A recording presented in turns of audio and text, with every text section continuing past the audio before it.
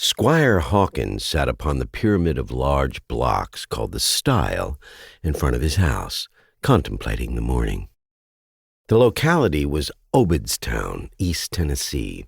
You would not know that Obedstown stood on the top of a mountain, for there was nothing about the landscape to indicate it. But it did. A mountain that stretched abroad over whole counties and rose very gradually. The district was called the Knobs of East Tennessee, and had a reputation like Nazareth as far as turning out any good thing was concerned. The squire's house was a double log cabin in a state of decay.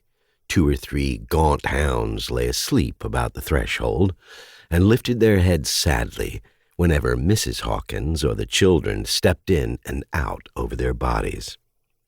Rubbish was scattered about the grassless yard. A bench stood near the door with a tin wash basin on it, and a pail of water and a gourd. A cat had begun to drink from the pail, but the exertion was overtaxing her energies, and she had stopped to rest. There was an ash hopper by the fence, and an iron pot for soft soap boiling near it.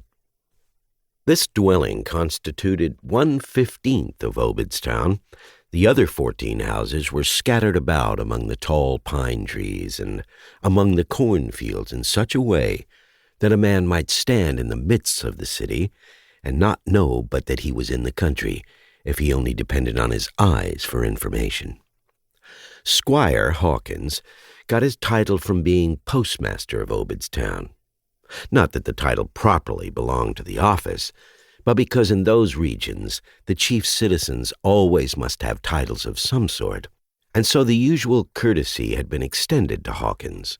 The mail was monthly, and sometimes amounted to as much as 3 or 4 letters at a single delivery. Even a rush like this did not fill up the postmaster's whole month, though, and therefore he kept store in the intervals. The squire was contemplating the morning. It was balmy and tranquil. The vagrant breezes were laden with the odor of flowers. The murmur of bees was in the air.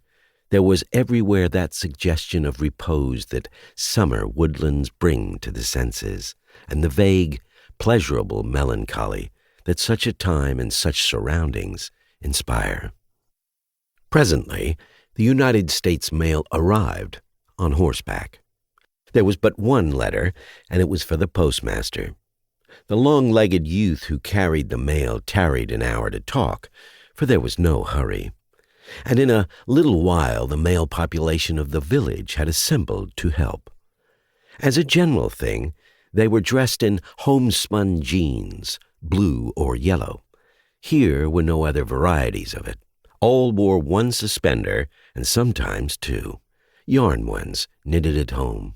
Some wore vests, but few wore coats. Such coats and vests as did appear, however, were rather picturesque than otherwise, for they were made of tolerably fanciful patterns of calico, a fashion which prevails there to this day among those of the community who have tastes above the common level and are able to afford style.